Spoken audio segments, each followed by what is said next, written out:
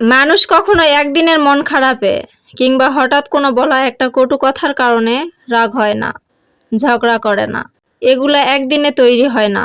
দিনের পর দিন ছোট ছোট কষ্ট, অবহেলা, অপমান, কটু কথা, উপেক্ষা সবই ধীরে ধীরে জমা হতে থাকে।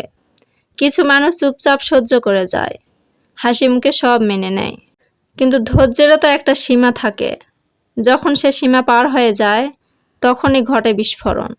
তখন আর ব্যথা বুঝাতে হয় না, শব্দই গর্জে ওঠে। তখন মানুষ আর কিছু ভাবার আগেই বলে ফেলে সবকিছু। সে হয়তো চুপ থেকেছে সম্পর্কটা টিকিয়ে রাখতে, কিন্তু একদিন হঠাৎ সে চিৎকার করে কাঁদতে কাঁদতে বলে ফেলে, আমি কি মানুষ না?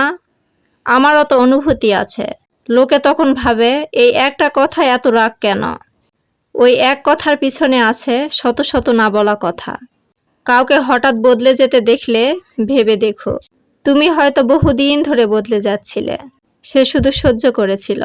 তাই কাউকে বিচার করার আগে ভেবে দেখো, সে এতদিন চুপ ছিল কেন, এবং আজ কেন সে আর চুপ থাকতে পারল না।